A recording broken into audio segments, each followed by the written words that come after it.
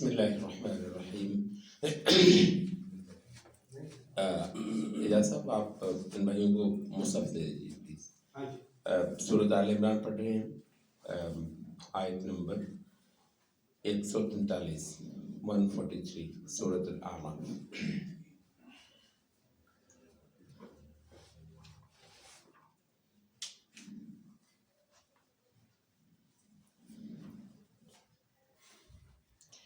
بسم اللہ الرحمن الرحیم، الحمد للہ رب العالمین، والصلاة والسلام علی اشرف الانبیاء والمرسلین، نبینا محمد وآلہ وصحبہ اجمعین۔ اعوذ باللہ من الشیطان الرجیم۔ وَلَقَدْ كُنْتُمْ تَمَنَّوْنَ الْمَوْتَ مِنْ قَبْلِ أَنْ تَلْقَوْهُ فَقَدْ رَأَيْتُمُوهُ وَأَنْتُمْ تَنْظُرُونَ۔ وَلَقَدْ كُنْتُمْ، اور یقیناً رہے تھے تم، تمنون تمنا کرتے، خواہش کرتے، الموت موت کی، من قبل ان تلقوه، من قبل قبل ان اس کے کہ تلقو تم اس سے مل لو، تمہاری موت سے ملاقات ہو جائے۔ لقی یلقا ملاقات ہونا، آمنا سامنا ہونا۔ من قبل ان تلقوه، قبل اس کے کہ موت سے تمہارا آمنا سامنا ہو، تم موت کی تمنا کرتے رہے ہو۔ فقد رأیتموہ، تو تم نے اب اس کو دیکھ لیا۔ وانتم، واو حالیہ ہے، اس حال میں کہ تم تنظرون اپنی آنکھوں دیکھ رہے تھے، تنظرون اپنی آنکھوں دیکھ رہے تھے۔ یقیناً تم موت کی تمنا کرتے رہے ہو قبل اس کے کہ تمہارا اس سے آمنا سامنا ہو، تو اب تم نے اب دیکھا اس کو، جبکہ اپنی آنکھوں تم اس کا مشاہدہ کر رہے تھے۔ وما محمد، ما نافیہ ہے، نہیں ہے محمد صلی اللہ علیہ وسلم، الا مگر رسول، ایک رسول۔ یہ ایک کا معنی ہم نے کہاں سے لیا؟ تنوین سے، ٹھیک ہے۔ تنوین نکرہ ہوتی ہے، نکرہ جو کہ ایک معنی دیتی ہے، ان میں سے ایک جو ہے وہ عدد کا معنی بھی ہوتا ہے، وہ ایک۔ اور نہیں ہے محمد مگر ایک رسول، قد خلت، یقیناً گزر چکے، خلا یخلو، خالی ہونا، فارغ ہونا، اس سے کوئی چیز نکل جانا، تو خلا یخلو گزر جانا۔ پہلے بھی یہ لفظ آیا ہے، اور تا تانیث کا ہے، اس لیے کہ رسل جو ہے وہ جمع تکسیر ہے، ٹھیک ہے۔ رسل جیسے کتب، جیسے رجال وغیرہ۔ قد خلت من قبلہ الرسل، یقیناً، قد یہ اس وجہ سے ہم نے یقیناً کہا ہے، یقیناً محمد سے پہلے، کیونکہ ہی کی ضمیر محمد کی طرف جاتی ہے صلی اللہ علیہ وسلم، من قبل ہی میں، یقیناً محمد سے پہلے رسول گزر چکے ہیں، بہت سے رسول گزر چکے ہیں۔ کیا، فا پس، ان اگر، ماتا وہ مر جائے، افا ام ماتا تو کیا پس اگر وہ مر جائے، تو کیا اگر وہ فوت ہو جائے۔ ہم نے کہا تھا کہ ماتا ماضی کا صیغہ ہے، ٹھیک ہے، لیکن معنی یہاں پر دے گا مستقبل کا۔ وجہ کیا ہے؟ شرط اور جواب شرط جملے میں جب بھی آئے گا تو اس میں فعل ماضی کا ہوگا، معنی مستقبل کا ہوگا۔ افا ام ماتا، تو ہم اس کا ترجمہ یہ نہیں کریں گے کیا اگر وہ مر گیا، بلکہ ہم کہیں گے کیا اگر وہ مر جائے، کیا اگر وہ فوت ہو جائے، او قتلا، یا قتل ہو جائے، مارا جائے، انقلبتم، تم پھر جاؤ گے، تم پلٹ جاؤ گے۔ انقلاب کا مطلب پلٹ جانا، ایک چیز نیچے، نچلی سائڈ اوپر آ جانا، اوپر والی سائڈ نیچے آ جانا، یا ایک چیز کا الٹ پلٹ ہو جانا۔ انقلبتم، تو کیا تم پھر جاؤ گے، علی اعقابکم، اعقاب عقب کی جمع ہے، اس کا مطلب ہوتا ہے پاؤں کا پچھلا حصہ، جسے ہم ایڑی کہتے ہیں، تو کیا تم ایڑیوں کے بل پھر جاؤ گے۔ وَمَن يَنْقَلِبْ، اور جو پھرا، علی عَقِبَیہِ، اپنے ایڑیوں کے بل، فَلَنْ يَضُرَّ اللَّهَ، تو وہ ہرگز نہیں نقصان کر سکے گا اللہ کا، شیئاً کچھ، وَسَيَجْزِي، اور یقیناً اللہ شکر گزار ہوگا، اللہ جزا دے گا الشاکرین، شکر گزاروں کو۔ وما کان لنفس، اور نہیں ہے کسی نفس کے لیے ممکن، نہیں ہے کوئی بھی نفس ان تموتا کہ مر جائے، الا مگر باذن اللہ، اللہ کے حکم سے ہی، کتاباً لکھا ہوا، اللہ کا حکم جو لکھ رکھا ہے، مؤجلاً مدت مقررہ طے کیا ہوا، مؤجل اجل یؤجل کا مطلب کسی چیز کی مدت مقرر کرنا، کتاباً مؤجلا ایک لکھا ہوا جس کی مدت مقرر کر دی گئی ہو، ومن یرد اور جو چاہے، جو خواہش مند ہو، ثواب الدنیا دنیا کے ثواب کا، نؤتی ہم دیں گے، نؤتی یہ بھی ماضی کا یہ مستقبل کا فعل ہے، نؤتی دیں گے ہم ہی اس کو، ومن یرد اور جو چاہے، جو خواہش مند ہو، ثواب الآخرت آخرت کے بدلے کا، آخرت کے ثواب کا، نؤتی ہی تو دیں گے ہم اس کو، منہا اس سے، پہلی میں نؤتی منہا ہا کی ضمیر دنیا کی طرف، دوسری میں منہا میں ہا کی ضمیر آخرت کی طرف، وسنجزی اور یقیناً ہم بدلہ دیں گے، الشاکرین شکر گزاروں کو۔ پوری آیت کا ترجمہ، یقیناً تم موت کی تمنائیں کرتے رہے تھے قبل اس کے کہ تمہارا اس سے آمنا سامنا ہو، تو اب تم نے اس کو اپنی آنکھوں دیکھ لیا، اور محمد صلی اللہ علیہ وسلم نہیں ہے مگر ایک رسول ہی، رسول یقیناً اس سے پہلے اور بھی گزر چکے ہیں، تو کیا اگر وہ وفات پا جائے یا قتل ہی کر دیا جائے تو تم اپنی ایڑیوں کے بل پلٹ جاؤ گے، اور جو اپنی ایڑیوں کے بل پلٹ جائے تو وہ اللہ کا تو کچھ بھی نہیں بگاڑ پائے گا، ہاں اللہ شکر گزاروں کو بہت سا بدلہ دینے والا ہے، اور کسی بھی نفس کے لیے ممکن نہیں ہے کہ وہ مر جائے سوائے اللہ کے حکم سے ہی، جو لکھا ہوا ہے اور اس کی ایک مدت مقرر ہے، تو جو دنیا کے ثواب کا خواہش مند ہوا اس کو ہم دنیا دے دیں گے، اور جو آخرت کے ثواب کا خواہش مند ہوا اس کو ہم آخرت دے دیں گے، اور ہم بدلہ دینے والے ہیں شکر گزاروں کو، اصل بدلہ تو دینے والے ہیں ہم شکر گزاروں کو۔ احد کا منظر ان آیات کے اندر بہت تفصیل کے ساتھ پیش کیا گیا ہے، اور مغازی یہاں پر جتنے بھی مفسرین ہیں، خاص طور پر قدیم مفسرین، وہ ان آیات کے تحت، کوئی بھی مفسر نہیں ہوگا جو ان آیات کے تحت احد کا پورا واقعہ بیان نہ کرتا ہو، اور اسی وجہ سے ان آیات کے تحت غزوہ احد کے واقعات کو بیان کرنا جو ہے وہ ان کے معانی اور اس میں جو ایک فضا پیدا کی گئی ہے، دکھائی گئی ہے، اس کو سمجھنے میں مددگار ہوتا ہے۔ مغازی میں لکھ رکھا ہے کہ رسول اللہ صلی اللہ علیہ وسلم نے تیر اندازوں کا ایک لشکر عبداللہ بن جبیر کی قیادت میں ایک ایسے درے پر مقرر کیا تھا جو مسلمانوں کی پشت پر پڑتا تھا، اور ان کو بہت شدت کے ساتھ تاکید کی تھی، اور یہ اس بات کی دلیل ہے کہ نبی صلی اللہ علیہ وسلم کی فوجی منصوبہ بندی کس قدر کامل تھی اور کس قدر زبردست، یعنی ایسا نہیں ہے کہ رسول اللہ صلی اللہ علیہ وسلم کی کسی جنگی حکمت عملی میں کمی رہ جانے کے باعث یہ احد کی ضرب پڑ گئی ہو، بلکہ حقیقت یہ ہے اس جنگی حکمت عملی پر پورا عمل نہ ہونے کے باعث مسلمانوں پر یہ بپتا پڑی۔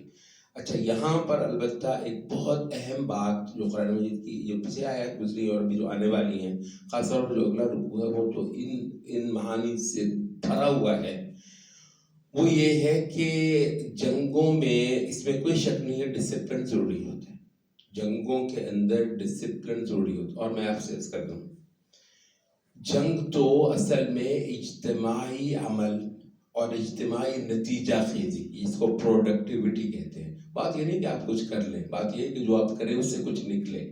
آج کل ویسے اسلام پسندوں کو بہت سا سوچنا ہوگا، الیکشن ہوئے، یہ ہوا وہ ہوا، تو مسئلہ یہ نہیں کہ آپ ایک کام کر لیں، نہیں، بات یہ اس سے کچھ نکلے، کچھ برآمد ہو۔ اچھا، تو یہ جو ہم کہتے ہیں نا پروڈکٹیوٹی، عمل کی نتیجہ خیزی، اس کے بہت سارے انگریڈینٹس ہیں اور اللہ کی طرف سے واجب ہے۔ مسلمان یہاں بھاڑ جونکنے نہیں آئے اس جہان میں، مسلمان یہاں پر حقیقی تبدیلی برپا کرنے کے لیے آئے ہیں۔ محض نماز روزہ جو بندے کا اللہ کے ساتھ تعلق ہے وہ تو اس کی بنیاد ہے، البتہ اس میں یہ ہے کہ مسلمان اس جہان کو بدلیں، اس جہان کو خدائی نقشے کے اوپر بدلنا اسلام کے بنیادی واجبات میں سے ایک ہے۔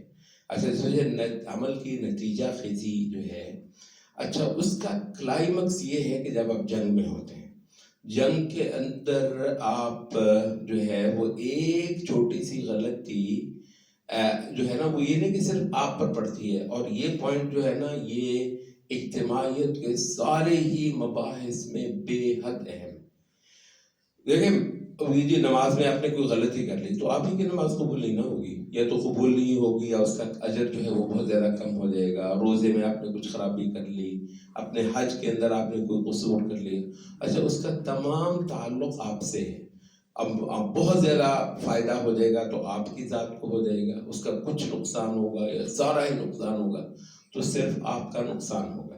اچھا یہ ان تمام اعمال کے متعلق ہے جو خالصتاً فردی اعمال ہیں، جیسے نماز روزہ زکوٰۃ حج وغیرہ وغیرہ وغیرہ، ماں باپ کی خدمت یہ بھی واجبات میں سے ہے، سچ بولنا لوگوں کے ساتھ یہ بھی ذاتی واجبات میں سے ہے، دیانتدار ہونا یہ بھی ذاتی واجبات وغیرہ وغیرہ۔ تو اچھا یہ کیونکہ ایک بڑے عرصے سے جماعت کے طور پر ہم رہ ہی نہیں رہے، بس ہی نہیں رہے، ہماری ساری زندگی بڑے سے بڑے حاجی صاحب کی بھی ساری کی ساری زندگی بطور ایک فرد کے اللہ کا مطلوب ایک فرد، ہاں لیکن افراد کے مجموعے سے جو ایک اجتماعی شے تشکیل پاتی ہے، اور وہ ہوتی ہے جو کفر کے ساتھ کوئی مارکا لڑتی ہے، جو شرک کو سرنگوں کرتی ہے، حق کا سر جو ہے وہ بلند کرتی ہے۔ اچھا کیونکہ تقریباً 100 سال 150 سال 200 سال سے، حقیقت میں عرض کر رہا ہوں 150-200 سال سے ہماری کل زندگی ہے ہی فرد کے طور پر ایک ایسی اجتماعی حقیقت ہونا کہ جس کے دم سے کفر کو کوئی نقصان ہو رہا ہو اور اسلام کا سر بلند ہو رہا ہو، اس حیثیت میں زمین پر ہم رہ ہی نہیں رہے۔ اچھا اس وجہ سے یہ بہت سارے معانی ہمیں بالکل جو ہے نا وہ ذہن میں بھی نہیں آتے۔ اچھا تو ہم نے کہا کہ وہ اجتماعی عمل ہوتا کیا ہے؟ اجتماعی عمل وہ ہوتا ہے جس میں ہر فرد کو اس بات میں اللہ سے ڈرنا ہوتا ہے کہ میں یہاں جو غلطی کروں گا نا، میں جو یہاں فرائض کو چھوڑوں گا، میں جو یہاں اللہ تعالیٰ کے ناپسندیدہ اعمال کا مرتکب ہوں گا، میرے اس غلطی کی پاداش مجھ پر نہیں ہوگی، نسلوں پر ہوگی، نسلیں بھگتیں گی میرے اس قصور کے۔ روزانہ جو ہے نا وہ ماشاءاللہ جا کر سو جاتے ہیں، صبح کو اٹھ کر نماز پڑھ کے سمجھتے ہیں یار اور کیا رہ گیا اسلام کا، الحمدللہ صبح سے شام تک میں نے کوئی گناہ تو کیا نہیں، نمازیں پوری پڑھی ہیں، ذکر اذکار جو ہے وہ خوب کی ہیں، اور بھی اعمال کے لیے تو کیا مطلب۔ یہ جو آپ کے جو آپ کا جو قصور ہے، اجتماعی اعمال عمل کی وہ قسم ہے جس میں آپ کو یہ جاننا ہوتا ہے اور یہ سمجھنا ہوتا ہے کہ جو قصور آپ کر رہے ہیں، جو کوتاہی آپ کر رہے ہوتے ہیں، اس کی پاداش پوری قوم پر پڑے گی۔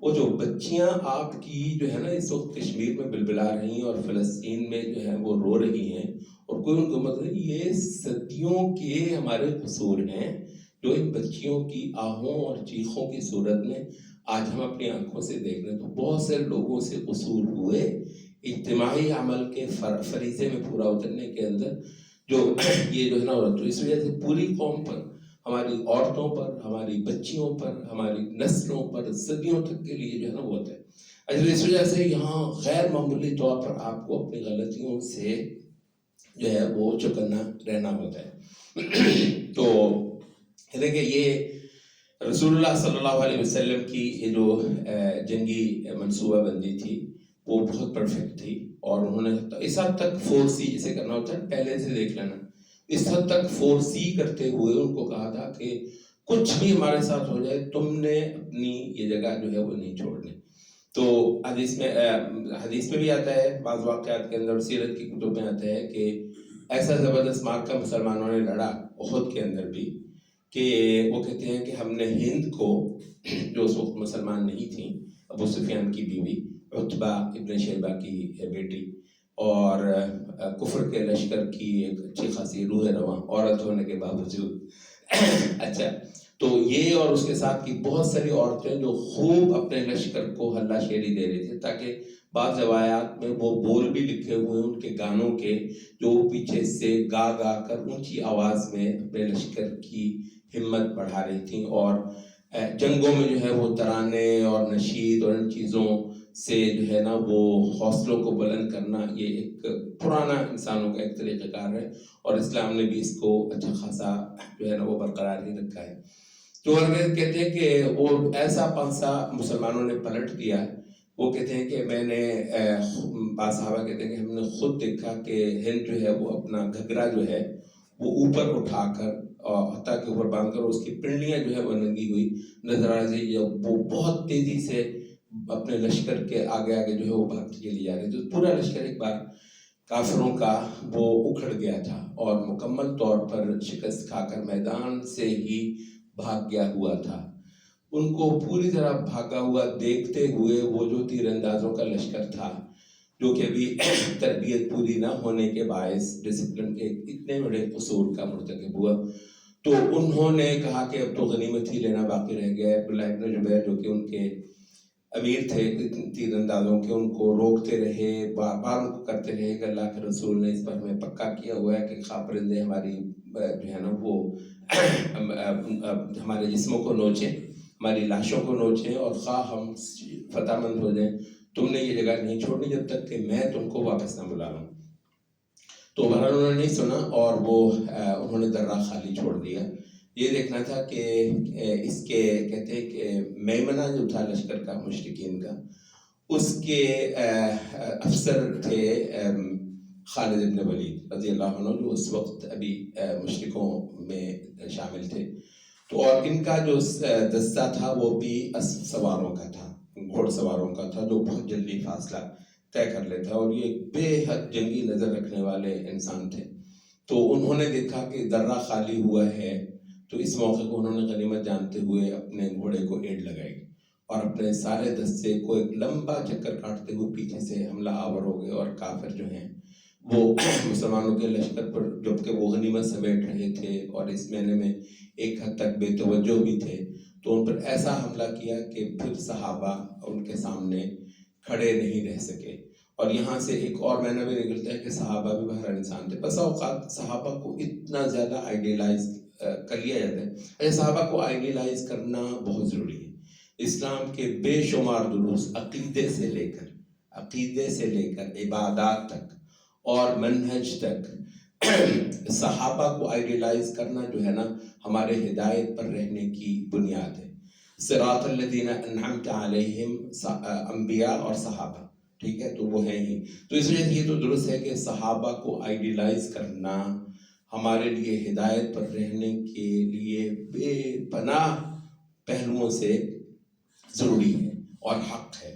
البتہ آپ کو ہوتا ہے کہ بسا اوقات کسی بھی سمت میں چلتے ہوئے آپ غلو بھی کر بیٹھتے ہیں اور انسانی حقیقتوں کو نظر انداز بھی کر بیٹھتے ہیں. اچھا، اس حوالے سے یہ ہوتا ہے کہ صحابہ کو آئیڈیلائز کرتے ہوئے تو ہم یہ کہتے ہیں کہ یہ جو ہے نا ان سے کبھی غلطی نہیں ہو سکتی. تو نہیں، صحابہ نے بہت مقامات پر خاصی غلطیاں بھی کی ہیں، قصور بھی کیے ہیں، جو نصوص میں آتا ہے کہ اللہ نے ان کو معاف بھی کر دیا، اور اس پر ان کی توبہ کرنا بھی ثابت ہے، پلٹ آنا بھی ثابت ہے.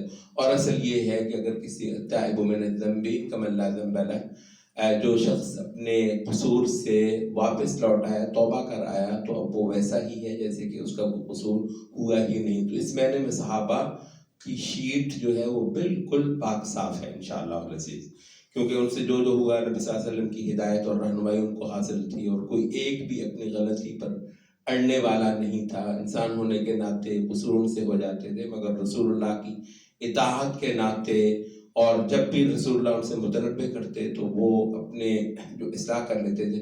اس ناطے ان کا معاملہ اللہ کے یہاں بالکل صاحب ہے. اچھا، تو اس معنی میں ہم صحابہ کو آئیڈیلائز کرتے ہیں.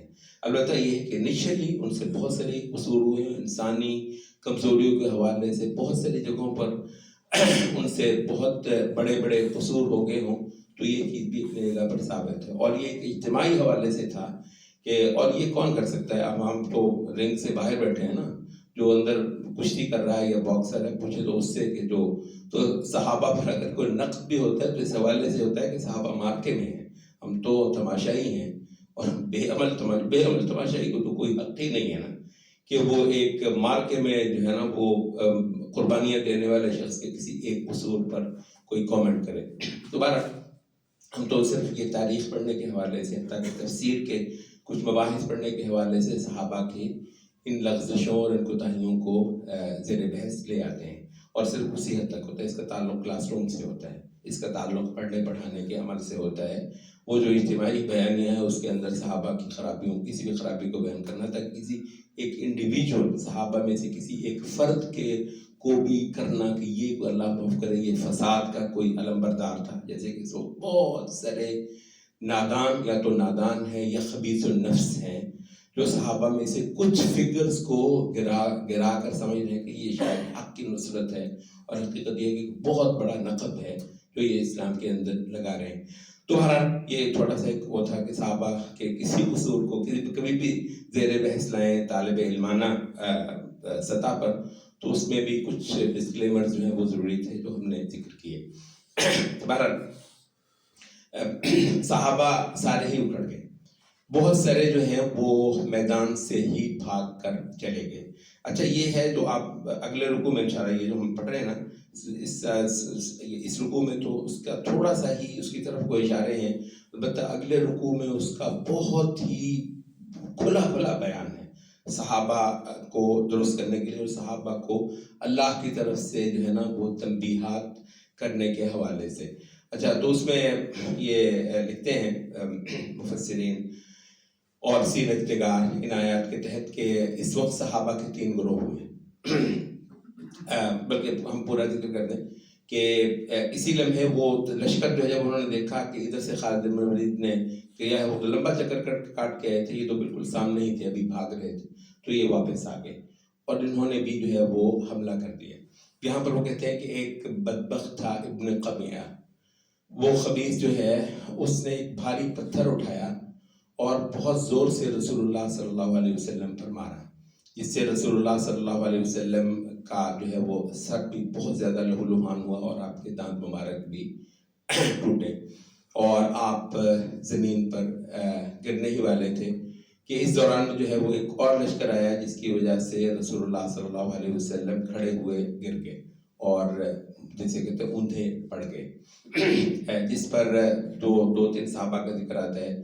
ان میں ایک تو طلحہ ابن عبید اللہ کا آتا ہے، کہتے ہیں کہ وہ جو ہیں ان کا ایک ہاتھ جو ہے وہ مفلوج ہوا اس وجہ سے کہ آپ کہتے ہیں یعنی یہ چھوٹی بات نہیں کہ تیر یہ بالکل جیسے بلٹس ہوتی ہیں، گولیاں ہوتی آ رہی ہوں اور اس کے آگے کو بندہ ہاتھ کرے اس وجہ سے کہ پیچھے رسول اللہ، تو وہ اپنے ہاتھوں سے کچھ نہیں رہ گیا تھا واقعی، تو اپنے ہاتھ جو ہیں وہ ڈھال بنا رہے تھے کہ رسول اللہ صلی اللہ علیہ وسلم کو تیر نہ لگے.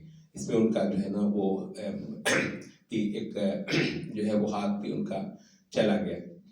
ایک اور صحابی مجھے ان کا نام ذہن میں نہیں آ رہا ہے، وہ بھی بڑھ بڑھ کے جو ہے وہ غالباً انس بن نضر تھے یا کوئی اور، نہیں سعد ابن ابی وقاص کا تو یہ آتا ہے کہ وہ تیر اندازی کر رہے تھے اور اتنے اچھے تیر انداز سے کہ 4 کمان ان سے اس وقت ٹوٹے. جب ان کا ایک کمان ٹوٹا تو رسول اللہ صلی اللہ علیہ وسلم نے ان کو اپنا تیر کمان دیا. اور کہتے ہیں کہ وہ یہ واحد صحابی ہیں جن کے دامن میں یہ فضیلت آئی کہ جب وہ تیر چلا رہے تھے تو رسول اللہ صلی اللہ علیہ وسلم ان کو ساتھ ساتھ کہہ رہے تھے کہ میں فدا کا ابی و امی، تیر چلاؤ میرے ماں باپ تجھ پر قربان. کہتے ہیں یہ اللہ کے رسول کے زبان سے کسی اور موقع پر کسی اور صحابی کے لیے نہیں نکلا، یہ سعد بن وقاص کو کہہ رہے تھے. یہاں تک کہ ایک ایک تیر پر ان کو اب آپ ایک تیر چلاتے ساتھ تو دیکھتے رسول اللہ کے کہاں گرا ہے، کس کو لگا ہے، اور ساتھ اس کو ان کو پھر شاباش دیتے اور وہ اگلا تیر چلاتے. ایک دوسرے صحابی جن کی وہ آگے کھڑے ہو گئے جب تیروں کی بارش ہو رہی تھی رسول اللہ صلی اللہ علیہ وسلم پر، تو ان کی ایک آنکھ جو ہے وہ نکل آئی، اتنا ایسا برا ہوا کہ آنکھ جو ہے وہ نکل آئی. تو کہتے ہیں رسول اللہ صلی اللہ علیہ وسلم نے نکلی ہوئی لٹکی ہوئی آنکھ جو ہے وہ اس کی جگہ پر رکھی اور اس پر اپنا ہاتھ پھیرا، اپنا لعاب لگایا. تو کہتے ہیں وہ اتنی اچھی ہو گئی کہ گویا اس کو کچھ ہوا ہی نہیں تھا کبھی بھی. یہ رسول اللہ صلی اللہ علیہ وسلم کا ایک معجزہ بھی یہاں پر ظاہر ہوا. اچھا، تو اسی اس میں کہتے ہیں کہ جب اس طرح صحابہ بالکل اکھڑ گئے ہوتے، چند ہی صحابہ رسول اللہ صلی اللہ علیہ وسلم کے ارد گرد تھے. بعد میں کہا 15 صحابہ تھے جو رسول اللہ صلی اللہ علیہ وسلم کے ارد گرد جو ہے وہ دائرہ بنائے آپ کا بچاؤ کر رہے تھے، اور سارے ہی کافر بڑے بڑے ان کے وہ جو تھے اس زبردست موقع سے آخری حد تک فائدہ اٹھانے کی کوشش کر رہے تھے. ایک کے بعد ایک آ رہا تھا. تو یہ جو ہے ابی ابن کعب، یہ جو ہے ایک بہت بڑا بدبخت تھا. اس نے کہتے ہیں کہ اس سے پہلے اس نے رسول اللہ صلی اللہ علیہ وسلم کو کئی بار کہا تھا کہ میں ایک بہت ہی نسلی گھوڑا پال رہا ہوں اور اس کو میں روزانہ ایک پنسیرا مکئی کا کھلاتا ہوں، صرف اس لیے کہ اس پہ میں نے جب کبھی جنگ ہوئی تو تجھے میں نے مارنا ہے خود اپنے ہاتھوں سے. تو رسول اللہ صلی اللہ علیہ وسلم نے فرمایا کہ بل انا اقتلک انشاءاللہ، بلکہ تجھے میں ماروں گا. تو وہ کہتے ہیں کہ اس موقع سے اس نے بھی فائدہ اٹھاتے ہوئے وہ اپنے اس گھوڑے پر نبی صلی اللہ علیہ وسلم پر حملہ آور ہونے کے لیے آگے بڑھا، بھگاتا ہوا گھوڑے کو. تو صحابہ میں سے کسی نے کہا کہ ہمیں اجازت دیجیے، ہم مراد یہ تھی کہ ہم میں سے کون جو ہے وہ اس کا مقابلہ کرے. رسول نے کہا کسی نے بھی نہیں کرنا. تو ایک صحابی سے رسول اللہ صلی اللہ علیہ وسلم نے نیزہ پکڑا. ظاہر ہے گھوڑے پر کوئی حملہ آور ہو تو اس کے ساتھ تلوار سے تو نہیں لڑایا جا سکتا، تو دور سے نیزہ ہی ہے. رسول اللہ صلی اللہ علیہ وسلم نے نیزہ پکڑا اور کہتے ہیں کہ نیزہ جو ہے وہ اس کی گردن کے ایک حصے کو صرف اس نے ایک زخم سا ہی لگایا، وہ کوئی بڑا زخم نہیں تھا، لیکن اس کے بعد وہ ایسے بلبلایا جیسے اونٹ جو ہے وہ بلبلاتا ہے. اور اس کے بعد جب لشکر میں چلا گیا تو وہ مسلسل بلبلاتا رہا. تو وہ اس کے ساتھی سے کہتے تھے کہ بڑا زخم نہیں ہے، ٹھیک ہو ہی جائے گا. کہتے تمہیں پتہ نہیں اس نے مجھے جو کہا تھا کہ میں تجھ کو قتل کروں گا، تو اللہ کی قسم اگر وہ مجھ پر تھوک بھی دیتا نا تو میں نہ بچتا، تو اب میں نہیں بچوں گا. کہتے ایک دن نہیں گزرا تھا راستے میں صرف نام کا ایک مقام تھا جہاں وہ مر گیا. اور اس حوالے سے رسول اللہ صلی اللہ علیہ وسلم نے فرمایا کہ بدترین شخص وہ ہے، ایک روایت میں اللہ کا سب سے بڑھ کر غضب اس شخص پر ہے جو کسی نبی کو قتل کرے یا کوئی نبی اس کو قتل کرے. یعنی اس درجے میں جو بندہ نبی صلی اللہ علیہ وسلم کا کسی بھی نبی کا دشمن ہو وہ اللہ کے ہاں بدترین لوگوں میں سے ہے. اس وجہ سے ایک حدیث میں جو ہے وہ نماز چھوڑنے والے کو جو ہے وہ تشبیہ دی گئی ہے فرعون، حامان اور ابی ابن کعب کے ساتھ. دوبارہ کہتے ہیں کہ یہ جو سارا واقعہ ہوا، نبی صلی اللہ علیہ وسلم گر پڑے اور ابن قمیع ہی نے یہ مشہور کر دیا کہ میں نے محمد کو قتل کر دیا، کیونکہ جب گر پڑے تو اس نے کہا کہ ان کا کام ہو گیا. اور کہتے ہیں کہ اس نے شور مچایا تو ساتھ ہی کسی اور نے بہت بڑا شور مچایا. صحابہ کے ہاں یہ ایک اندازہ تھا، کہا جاتا تھا کہ یہ ابلیس تھا. تو اس وقت آیا اور اس نے بہت اونچی آواز سے پورے لشکر میں یہ خبر پھیلائی کہ محمد صلی اللہ علیہ وسلم کو قتل کر دیا گیا. اچھا، اب ایک تو یہ ہے نا کہ ایک جنگی مارکے میں آپ کو شکست ہو گئی ہے، یہ تو شاید کوئی بہت بڑی بات نہ ہوتی صحابہ کے لیے. دل چھوڑنے کے حوالے سے ایک بڑی بات ہوئی ہے کہ محمد صلی اللہ علیہ وسلم کو کافروں نے قتل کر دیا ہے. اس کا جو اثر ہوا، کہتے ہیں کہ اس میں جو ہے وہ صحابہ کے 2-3 گروہ ہوئے. ایک تو وہ تھا اور وہ بڑا گروہ تھا جو سرے سے مارکے سے بھاگ گیا. اور ظاہر ہے ایک بہت بڑا گناہ ہے مارکے سے بھاگ جانا، خاص طور پر جب رسول اللہ موجود ہوں، رسول اللہ صلی اللہ علیہ وسلم کو چھوڑ کر تو مارکے سے بھاگ جانا. حتیٰ کہ ان میں سے کچھ لوگ جو ہیں وہ کہتے ہیں کہ مدینے تک پہنچ گئے. اب طالب علمانہ حوالے سے، کیونکہ آپ ادھر ادھر سے سنیں گے تو پھر آپ پریشان ہوں گے، انہی میں حضرت عثمان ابن عفان بھی آتے ہیں. تو بعضوں نے جو ہے وہ حضرت عثمان پہ بعد میں بھی یہ چوٹ کی کہ یہ تو وہ ہیں جو مارکے سے بھاگے تھے اور مدینہ آ کر پھر انہوں نے دم لیا تھا. تو کہتے ہیں کہ اس کے جواب میں پھر بعض صحابہ نے کہا ظالمو، تم نے یہی سنا ہے، یہ نہیں سنی قرآن کی آیت اس دوسرے رکوع کے آخر میں آتی ہے وَلَقَدْ عَفَا اللَّهُ عَنْهُمْ، اللہ نے یقین ان کو معاف کر دیا. پھر اس گناہ کو اللہ نے قرآن میں کہا ہو کہ میں نے ان کو معاف کر دیا ہو، تو تم اس کو جو ہے وہ ذکر کر کر کے حضرت عثمان کو گرانے والے کون ہوتے ہو؟ تو بہرحال ہونے کی حد تک یہ ان سے قصور ہوا تھا. تو ایک گروہ یہ تھا کہ جنہوں نے میدان مکمل چھوڑ دیا اور وہ میدان سے ہی بھاگ گئے. دوسرا گروہ وہ تھا کہ جو وہاں پر بیٹھ گئے اور بدلی پھیلانے لگے اور بہت زیادہ جو ہے نا وہ اور بھی حوصلے پست کرنے کی باتیں کرنے لگے. ان میں زیادہ ایسے بھی تھے جو منافقین کا بڑا گروہ نکل چکا تھا، لیکن کچھ منافقین سے متاثر لوگ جو ہیں وہ وہاں پر تھے. ان کے چند اقوال جو ہیں وہ آتے ہیں. ایک ان میں سے یہ ہے کہ وہ کہہ رہے تھے کہ یار اب تو ہمارا کچھ نہیں رہا، کوئی عبداللہ ابن ابی سے جا کر کہے کہ ابو سفیان سے ہمارے لیے پناہ مانگ لیں. یعنی یہ نوبت جو ہے وہ آ چکی تھی. اور یہ ایک معلوم رہے کہ مسلمانوں کا جب بھی کبھی کافر چڑھ آتے ہیں، مسلمانوں کا اقتدار جاتا ہے، اس وقت بہت بہت لوگ جو ہیں وہ کافروں کے آگے سرنڈر کرنے والی ذہنیت کو عام کرتے ہیں. اس موقع پر حوصلے مسلمانوں کے پھر بھی جوان کرنے والے لوگ بہت خاص ہوتے ہیں اور بہت بڑے انشاءاللہ اجر کے مستحق ہوتے ہیں. اچھا، تو یہ وہ لوگ تھے جو بددلی پھیلا رہے تھے. اور تیسرا ایک گروہ تھا جو بالکل اب شکست اور جیت کے حوالے سے بے نیاز ہو کر صرف اس لیے کہ اب ہم زندہ رہیں گے ہی نہیں. ان میں کہتے ہیں انس ابن النضر، یہ حضرت انس کے چچا ہیں، وہ تھے. کہتے ہیں کہ جب انہوں نے ایک آدمی کو یہ کہتے ہوئے سنا کہ کوئی عبداللہ ابن ابی سے کہے جا کر کہ ابو سفیان سے ہمارے لیے پناہ مانگ لے، تو کہتے ہیں کہ اس نے ہاتھ اٹھا کر کہا کہ اللہم انی ابرأ الیک مما قال ہؤلاء، اے اللہ میں تیری طرف برات کرتا ہوں اس بری بات سے جو یہ بک رہے ہیں. وابرأ الیک مما فعل ہؤلاء، اور میں تیری طرف برات کرتا ہوں اس فعل سے جو ان لوگوں نے کیا، یعنی جو لوگ بھاگ گئے ہوئے ہیں. تو کچھ لوگ بھاگ گئے ہیں، کچھ لوگ بدلی پھیلا رہے ہیں. تو کہتے ہیں اس کے بعد انہوں نے کہا کہ اگر محمد صلی اللہ علیہ وسلم مر بھی گئے ہیں، فوت بھی ہو گئے ہیں، تو پھر ہمارے جینے کا اب کیا حق باقی ہے. یہ بہت کلائمیکس صحابہ کے ہاں رسول اللہ صلی اللہ علیہ وسلم کے ساتھ وابستگی کا. کہتے ہیں اب ہمارا جینا دنیا میں ہے کیا جب رسول اللہ جو ہیں وہ دنیا سے چلے گئے ہوں. تو اسی چیز پر تم بھی موت پالو جس چیز پر رسول اللہ صلی اللہ علیہ وسلم نے موت پائی. وہ کیا چیز ہے؟ توحید. وہ کیا چیز ہے؟ اللہ رب العزت کا دین. تو اس پر اب ہم بھی جو ہے نا موت ہی پائیں گے اور اس کے سوا کچھ نہیں پائیں گے. تو انس بن نضر اور ان کے ساتھ کے کئی سارے صحابہ دیوانہ وار لڑتے ہوئے شہید ہوئے. ان میں ابو دجانہ بھی آتے ہیں جو مارکا کے اندر اتنا زبردست لڑے تھے کہ رسول اللہ اپنی تلوار نکال کر ان کو دی تھی کہ کون اس تلوار کا آج حق ادا کرتا ہے. تو ابو دجانہ نے کہا جی مجھے دیجیے، میں اس کا حق ادا کر کے دکھاؤں گا. اس موقع پر انہوں نے حدیث وہ روایت میں لفظ ہے کہ یہ تبختر، وہ ایک بہت ہی فخر والی اور جو ہے نا وہ تکبر والی ایک چال ایک چلنا ہوتا ہے. تو اس انداز سے آپ نے دیکھا ہوگا بعض اوقات یہ بڑے بڑے مقابلوں میں پہلوان آدھا وہ ناچنا ہوتا ہے اور آدھا وہ چلنا ہوتا ہے. تو اس انداز سے چلنے کو تبختر کہتے ہیں.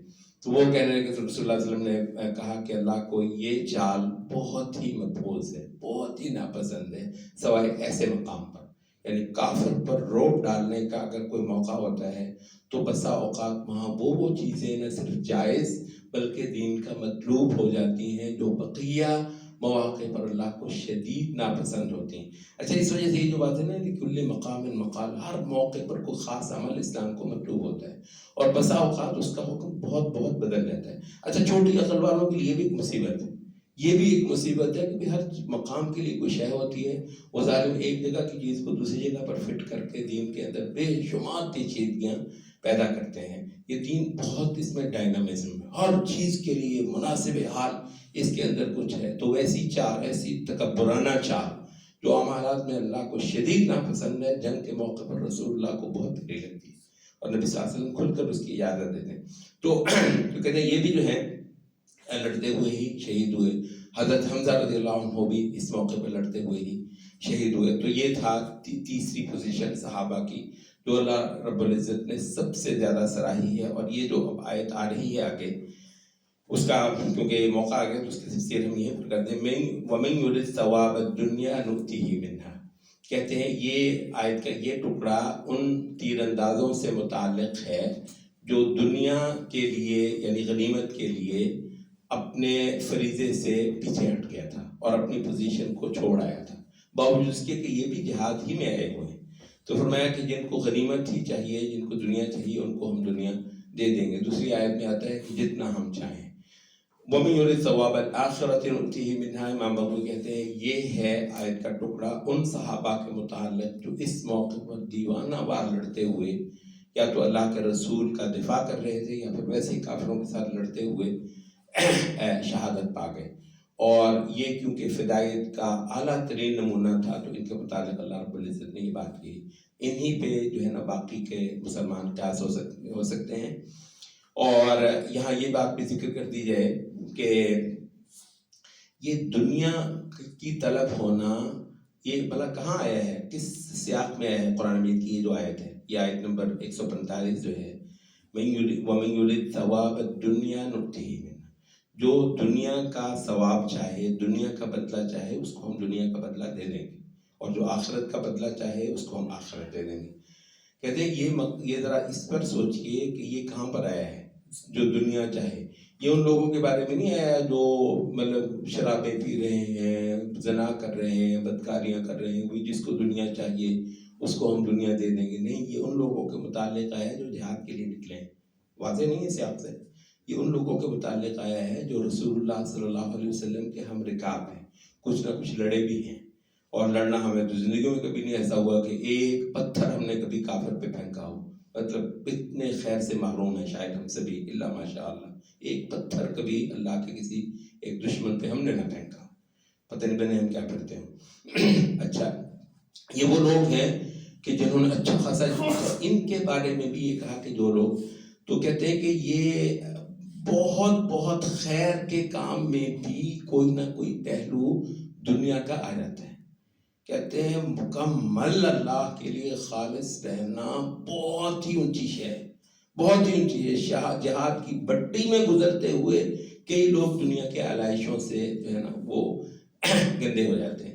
تو اس وجہ سے کہتے ہیں کہ بہت سارا جو دینی عمل بھی آپ کر رہے ہوتے ہیں نا، تو یہ ضروری نہیں کہ جی آپ نے داڑھی رکھ لی ہے، نماز آپ پڑھنے لگے ہیں تو اب دنیا کا آپ پر کوئی حملہ نہیں ہے اور دنیا اور اقتدار. کہتے ہیں جیسی جاہ پسندی دینی عمل میں ہے، دینی تنظیموں، تحریکوں، جماعتوں میں ہے، جیسی دھڑے بندی، جیسی گروپ بازی، جیسی مفاد پرستی، جیسی جوڑ توڑ، جیسی سازشیں مولویوں میں ہوتی ہیں، دینداروں میں ہوتی ہیں، بظاہر دین کا علم تھام لینے والوں میں ہوتی ہیں، اور ایسی زبردست تقریروں میں ان کی جو ہے نا وہ تعریفیں ہوتی ہیں. جیسی اقتدار پسندی، جاہ پرستی، دنیا طلبی، ٹھیک ہے، اور اپنی جو ہے نا وہ ایک حیثیت منوانا اور اپنے مخالف کو جو ہے نا وہ نیچا دکھانے کی وہ جو ہوتی ہے، ایسے گندی چیزیں ہوتی ہیں. تو یہ داڑھی یا یہ جو بظاہر حلیہ اور دیندار ہو جانا، جی میں تو دینی جماعتوں میں ہوں، یہ اس چیز کے لیے کافی نہیں ہے کہ آپ یہ سمجھیں کہ آپ شیطان کے اس حملے سے محفوظ ہو گئے. بلکہ حق تو یہ ہے کہ دینی عمل میں جو جاہ پرستی، بھائی جاہ پرستی کرنی ہے، آپ کو اقتدار کی کوئی بھوک ہے، اس میرے نعرے بجن کے یہ جو ہے نا میرے نعرے جو ہیں وہ یہ کرنا ہی ہے، تو خدا کے واسطے دین کا لبادہ اتار کر جاؤ. جو تمہاری قسمت میں ہے ادھر ہاتھ آ جائے. تو دین تو ایک بہت مقدس چیز ہے. دین، اللہ کی عبادت، اس کے انبیاء والی جو چیز ہے اس کا عالم تھامنا، اس کی علامت لوگوں کے سامنے بنے، پہچان ہے. آپ دین کی پہچان ہے آپ اس شے کی جس کو محمد صلی اللہ علیہ وسلم لے کر دنیا میں، اس کے لیے خالص ہونا، بہت خالص ہو جانا چاہیے. اچھا، یہاں دنیا گھسائے کہتے ہیں اس سے بدتر کوئی چیز نہیں. تو کہتے ہیں دنیا طلبی اور جاہ پرستی جو ہے وہ بہت بری ہے اگر وہ بالکل بے دینی کی حالت میں بھی ہو، لیکن وہ بہت اچھی ہے بے دینی کی حالت میں جو آپ جاہ پرستی کرتے ہیں اور گروپ بازی کرتے ہیں اور دوسرے کو نیچا اور اپنا توتی بلوانے کی جو آپ خواہش ہوتی ہے، یہ چیز ہے وہ بہت بری ہوتی ہے جب وہ دینی عمل میں ہوتی ہے. اسی وجہ سے کسی نے کہا کہ بیماری جو ہوتی ہے، بیماری سے بیماری کے جو اثرات ہوتے ہیں، یہ وائرس، یہ جراثیم وغیرہ، یہ مطلب کہتے ہیں کہ بہت برے ہوتے ہیں اور انسان کی جان لیتے ہیں. لیکن وہ کہتے ہیں سب سے برے بیماری کے جراثیم وہ ہوتے ہیں اگر اس ہسپتال ہی میں وہ پرورش پانے لگیں جہاں لوگ علاج کے لیے آتے ہیں. تو کہتے ہیں اگر ہسپتالوں کے اندر بیماریاں لگیں بندے کو، یہ کرونا کے ایام میں لوگ بہت ڈر گئے تھے، کہتے کہیں بھی چلے جاؤ ہسپتال نہ جاؤ.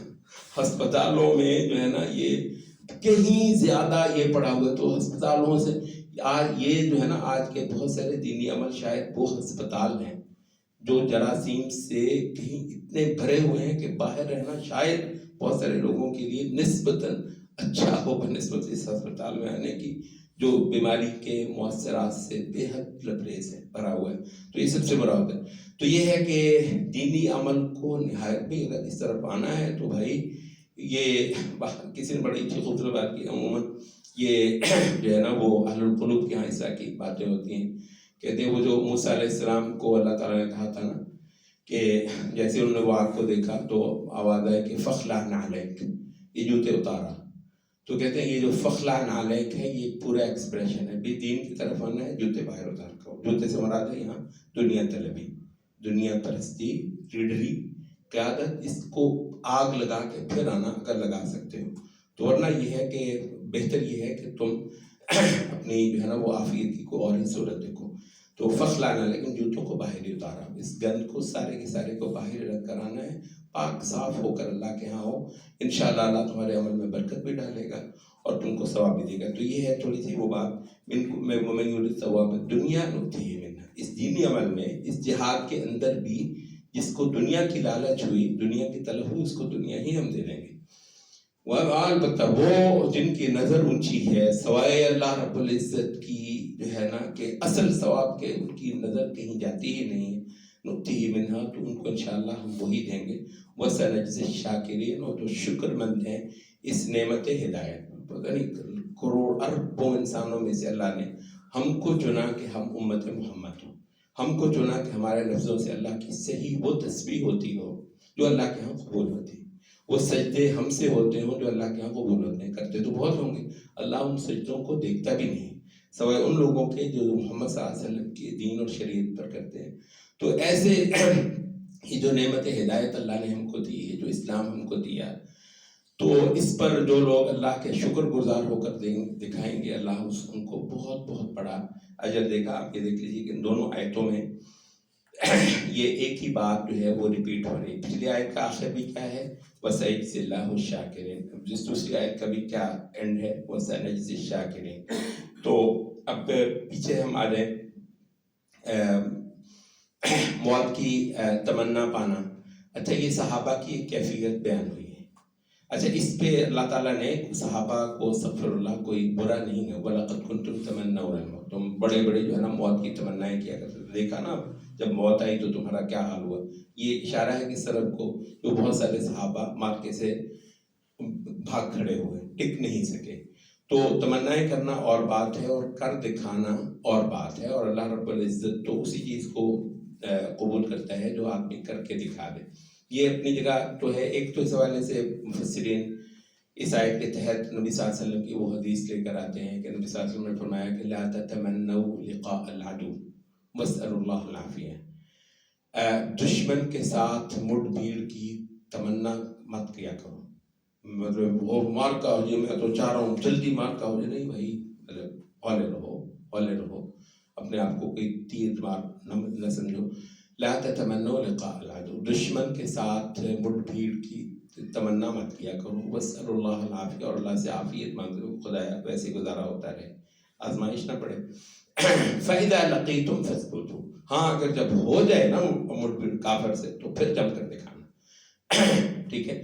تو ایک تو یہی ہے کہ تھوڑے سے ہولے رہنا اور اپنے آپ کو ٹارزن نہ سمجھنا کہ جی میں پتہ نہیں کیا کر دوں گا. تو یہ نہیں ہو. اور زیادہ تر وہی ہوتے ہیں جو بڑکیں لگاتے ہیں وہ پھر عمل کے میدان میں بہت ہی ناکام ثابت ہوتے ہیں. تو دھیما رہنا اور اصل میں عمل سے اللہ کو اپنی سچائی دکھانا بنسبت باتوں کے، یہ جو ہے یہاں پر اسلام کی تعلیم ہے. کیونکہ جب تم نے اپنی آنکھوں سے موت کو دیکھا تو پھر تم میں سے بہت سارے اس کے سامنے برقرار نہیں رہ سکے. اب جو دوسری آیت ہے، ایک تو آپ کو معلوم ہے کہ سیرت کی سبھی کتب میں یہ لکھا ہے کہ یہ عین وہی آیت ہے جو حضرت ابو بکر نے اس وقت پڑھی جب واقعتاً رسول اللہ صلی اللہ علیہ وسلم کی وفات ہوئی. یہ تو احد ہے نا، یہاں تو ایسا نہیں ہے. اور تھوڑا سا آپ کو ذکر کر دیں کہ جب یہ سارا ہو گیا، وہ دھوم پڑ گئی کہ رسول اللہ صلی اللہ علیہ وسلم کو مار دیا گیا ہے، تو کہتے ہیں نبی صلی اللہ علیہ وسلم آہستہ آہستہ ایک چوٹی پر چڑھے تو سب سے پہلے ان کو دیکھنے والے جو ہے نا وہ کعب ابن مالک تھے رضی اللہ عنہ. انہوں نے اونچی آواز سے مسلمانوں خوش ہو جاؤ، اللہ کا رسول زندہ ہے. تو کہتے ہیں نبی صلی اللہ علیہ وسلم ان کو کہا کہ ذرا آواز ہی میں رکھنا. گویا رسول اللہ صلی اللہ علیہ وسلم فی الفور نہیں چاہ رہے تھے کہ کافروں کو پتہ چل جائے جب تک کہ مسلمان کچھ اچھی تعداد میں ان کے ساتھ جمع نہ ہو جائے. تو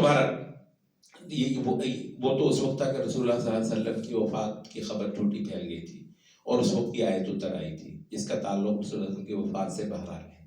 ٹھیک ہے، اور اس وجہ سے اب یہ ایسے کہ نبی صلی اللہ علیہ وسلم جو ہے نا وہ فوت نہیں ہوئے، حیات النبی وغیرہ پتہ نہیں کیا امت کو شاید اسی بات کی کمی تھی کہ یہ بحثیں شروع ہو جائیں کہ رسول اللہ فوت ہوئے نہیں ہوئے.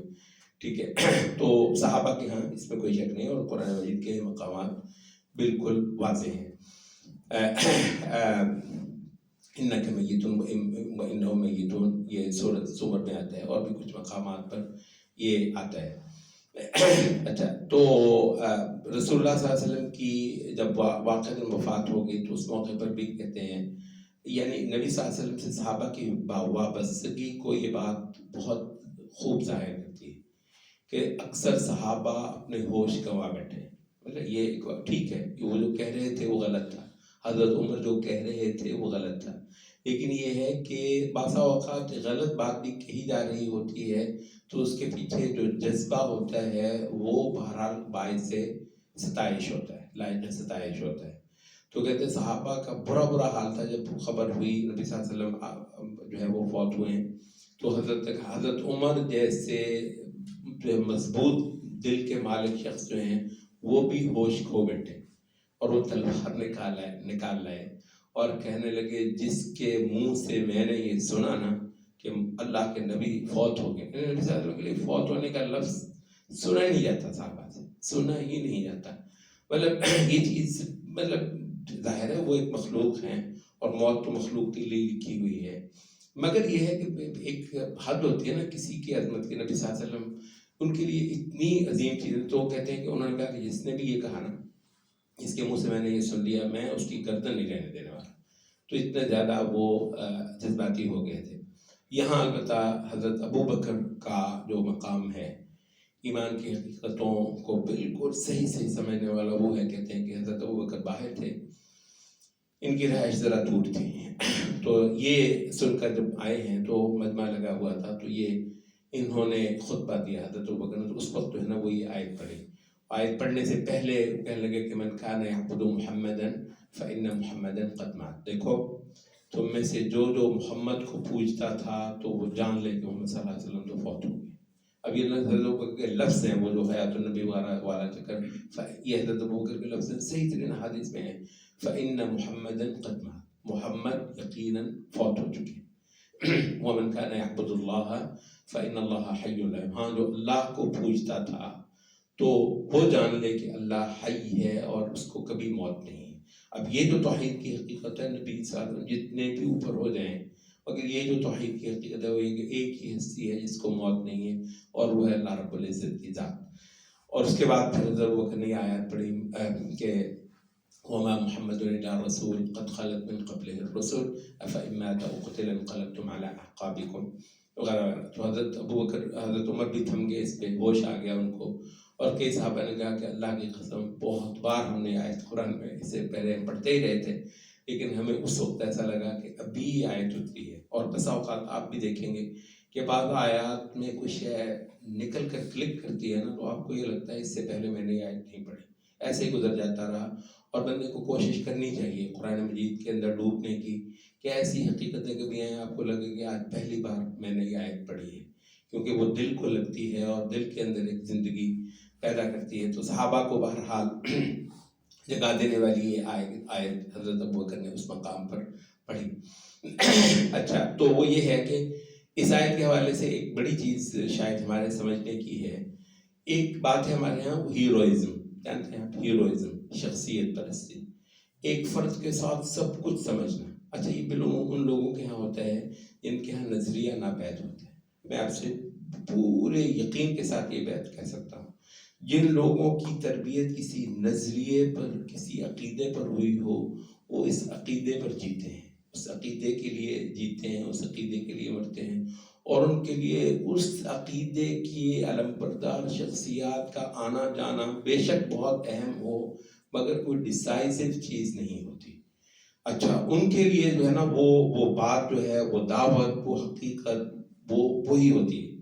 اچھا، اب البتہ یہ ہے کہ کچھ لوگوں کے لیے نا وہ سارا کچھ نا ایک شخصی ہوتا ہے، بالعموم یہ سیاسی قسم کی کے جو تماشے ہوتے ہیں، تو عام طور پر اس کے ساتھ یہ بہت ہوتا ہے کہ ایک شخصیت ہی گری تو سارے کا سارا وہ جو ہے نا وہ دھڑام سے گر گیا۔ وہ جو تحریک تھی یا وہ جو ایک رعب چلی ہوئی تھی، ایک شخصیت کے ساتھ سب کچھ ہے اور ایک شخصیت کے ساتھ جانے سے سب کچھ ہے۔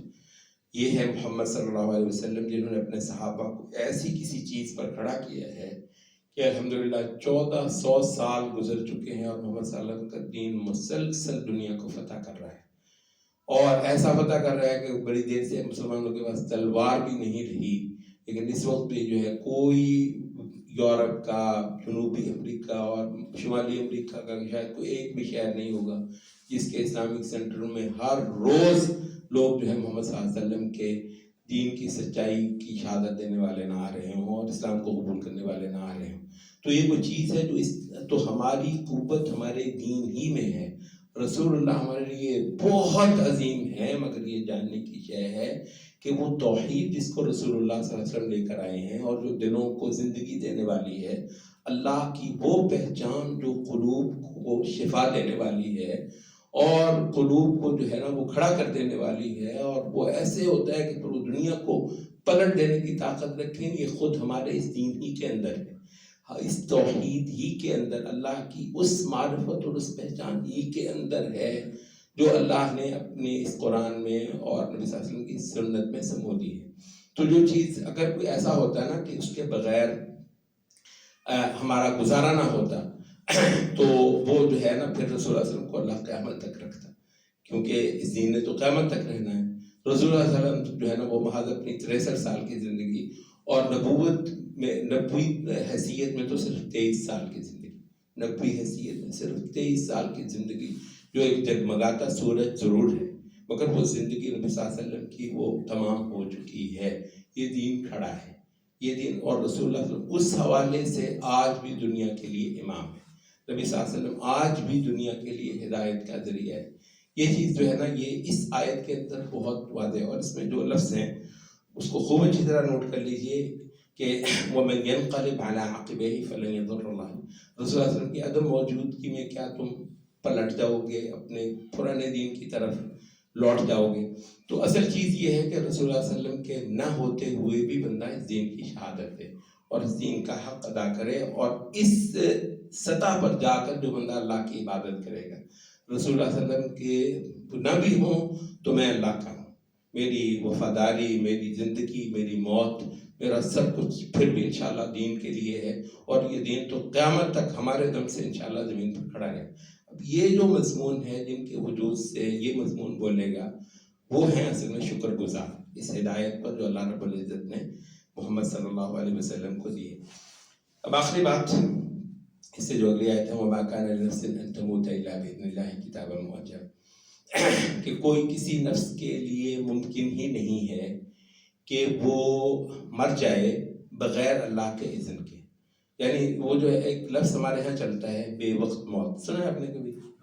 بے وقت موت، یہ ہم نے ظاہر وہ زمانہ نہیں پایا، کہتے ہیں جناح صاحب جب فوت ہوئے تھے تو وہ سارا میڈیا نا کہ جی قائد اعظم کی بے وقت موت، تو کہتے ہیں سو مولوی صاحب نے پتہ نہیں کوئی تحریر لکھی تھی کہ لگے بدبختوں قرآن پڑھتے ہو اور بے وقت موت کوئی یہی آدمی ہے وما کان نفس ان تموت الا باذن اللہ کتابا مؤجلا، اللہ کے حکم سے ہوتی ہے، لکھی ہوئی ہوتی ہے، اور اس کی اجل اللہ کی طرف بھی، جس چیز کی اجل اللہ کی طرف سے لکھی مقرر کی ہوئی ہو کہ اس دن اس ٹائم پر اتنے بج کر اتنے منٹ پر اس کو میں نے دنیا سے لے جانا ہے، اس کے لیے بے وقت. تو یہ بے وقت موت کا لفظ جو ہے نا ان لوگوں کے لیے ہو سکتا ہے جو عقیدہ قضاء و قدر سے نہ واقف ہو، نہ بلد ہو. ہمیں تو اللہ تعالیٰ نے یہ دیا ہے کہ کسی کی موت بے وقت نہیں ہوتی بھائی، ہر کسی کی موت اللہ کے لکھے ہوئے وقت کے اوپر ہوتی ہے. آپ کو جو ہے وہ کتنا بھی بڑا لگے، بہت بڑی بڑی نبی صلی اللہ علیہ وسلم سے بڑا کون ہو سکتا ہے؟ بتا، نبی صلی اللہ علیہ وسلم سے بڑا کون ہو سکتا ہے؟ یہ اتنا ضروری تھا قوم کے لیے، محمد صلی اللہ علیہ وسلم سے زیادہ ضروری تھا ہو سکتا ہے کوئی محمد صلی اللہ علیہ وسلم سے؟ اس کی موت پر اس امت کو جو وقت جو بتایا گیا ہے وہ یہ ہے کہ وہ بھی اللہ کے مقرر کی ہے، وقت پر ہوتی ہے. مت سمجھنا کہ ایسے ہی ہو گیا، کچھ بھی چیز ایسے نہیں ہوتی اس جہان میں، سب کچھ اللہ کے فیصلے ہوتے ہیں. تو محمد صلی اللہ علیہ وسلم کو کتنے بھی عزیز ہوں اللہ سے بڑا ہے، ٹھیک ہے، اور اللہ کے فیصلے وہ ہیں کہ اس کے آگے سے محمد صلی اللہ علیہ وسلم کو دنیا سے اٹھا لینے کے معاملے میں اللہ کی قضا کے آگے سرنڈر کرنا تمہارے ایمان کا تقاضا ہے. اگر یہ تقاضا ہے تو ٹھیک ہے، باقی پھر ہمارے جتنے بھی کوئی عزیز ہوں تو وہ پھر کیا شے ہے اس کے بندر کو. تو کہتے ہیں بالعموم آپ کا جب بھی کوئی نقصان ہوتا ہے، بالعموم آپ کا جب بھی کوئی بہت ہی پیارا دنیا سے چلا جاتا ہے، تو شیطان کو جو سب سے بڑا حملہ ہوتا ہے وہ آپ کے عقیدہ قضاء و قدر پہ ہوتا ہے. ٹھیک ہے نا؟ تو وہ بالقدر خیرہ و شرہ، یہ جو ایمان کا چھ آرٹیکل ہے نا، ایمان کے 6 ارکان ہیں، تو جو چھٹا رکن ایمان ہے وہ اللہ کی تقدیر ہے. تو کہتے ہیں سب سے زیادہ حملہ اس پر ہوتا ہے. تو سب سے زیادہ اس پر جو ہے نا وہ تسلیم کرنا، تسلیم کا مطلب سرنڈر کرنا اور اپنے آپ کو سونپنا. تو کیا وجہ ہے کہ اس موقع کے لیے جو اسلام کا سکھایا ہوا ایک کلمہ ہے وہ کیا ہے؟ انا للہ و انا الیہ راجعون. کہتے ہیں یہ سراسر سرنڈر ہے، سراسر یہ جو ہے نا وہ سرنڈر ہے. تو کہتے ہیں کہ بعض نے کہا کہ یعقوب علیہ السلام کو جو ہے نا وہ جب بہت زیادہ اپنے دونوں بیٹوں کے چلے جانے کا غم ہوا تو انہوں نے کہا کہ یا اسف علی یوسف، اے افسوس یوسف پر. ہمارے کسی عالم نے لکھا، کہنے لگے کہ اس وجہ سے کہ ابھی شاید انا للہ و انا الیہ راجعون نازل نہیں ہوا تھا، یہ تو نبی صلی اللہ علیہ وسلم پر نازل ہوا. اگر کہیں یہ لفظ ہوتا تو یا اسف ہائے یوسف کہنے کی بجائے یعقوب علیہ السلام یہ جملہ بولتے جو نبی صلی اللہ علیہ وسلم پر اترا ہے، انا للہ و انا الیہ راجعون. ہم ہے یہ اللہ کے، کوئی جو شے اللہ کی ہو اس کے بارے میں اس کی اپنی مرضی تو یہ ہے تسلیم. سراسر تسلیم ایمان کی بہت بڑی اور بہت اعلیٰ صورت ہے، اور یہ صرف جو ہے نا وہ نصیب والوں کو عطا ہوتی ہے. تو یہ ہے کہ یہ مقرر ہوتی ہے موت، یہ کوئی حادثہ نہیں ہوتا. حادثہ ہوتا ہے انسانوں کے حوالے سے، اللہ کے پلان کے حوالے سے کوئی شے بھی حادثہ نہیں ہوتی. تو اصل چیز ہے کوئی بندہ مرا تو کس چیز پر مرا؟ دنیا کی طلب تھی تو دنیا تو گئی، آخرت کی طلب تھی تو انشاءاللہ اس کا پورا بندوبست اللہ کے ہاں موجود ہے. سبحانک اللہم و بحمدک اشہد ان لا